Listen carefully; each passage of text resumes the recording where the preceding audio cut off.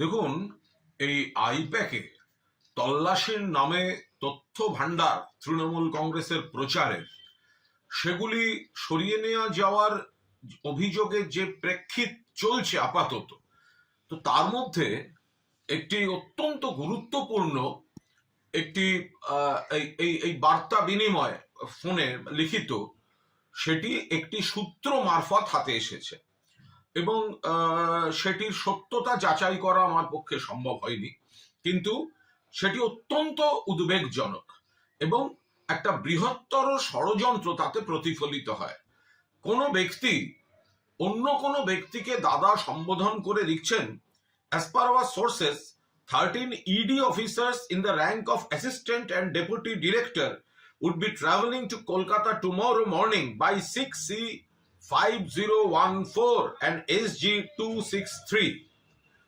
একেবারে সফর সূচি দিয়ে বলা হচ্ছে, আরো ডিটেল রয়েছে এবং আরো মহারাষ্ট্র থেকে কেউ আসছেন, বিকেলে একজন সাইবার এক্সপার্ট আসছেন, এসব দেওয়া হয়েছে। এবং তারপরে একটি ইন্টারেস্টিং লাইন রয়েছে, they have scheduled an urgent meeting in CGO complex tomorrow as communicated from PS to HM mister Saket Kumar.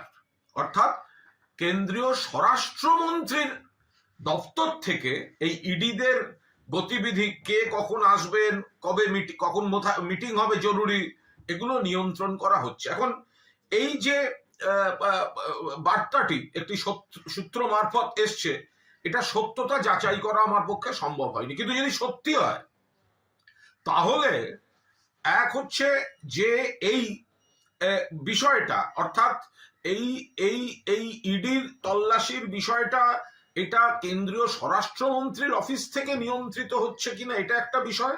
দুই হচ্ছে এই গোটা বিষয়টা আবার দাদা বলে সম্বোধন করে কোনো ব্যক্তিকে সেটা জানানো হচ্ছে, কেউ জানিয়ে দিচ্ছেন, সেটাও একটা গুরুত্বপূর্ণ বিষয়। কারণ কোনো অফিসারকে জানালে দাদা শব্দটা লিখবেন না।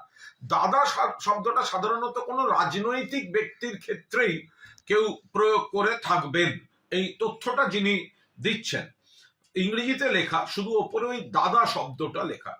আশা করি তদন্তকারী যারা পুলিশ তদন্ত করছেন তারা গোটা বিষয়টি খতিয়ে দেখবেন। একটি সূত্র মারফত এই বিষয়টি পাওয়া, যদি সত্যি হয় মারাত্মক, সত্য কিনা দয়া করে সেটি যাচাই করা হোক।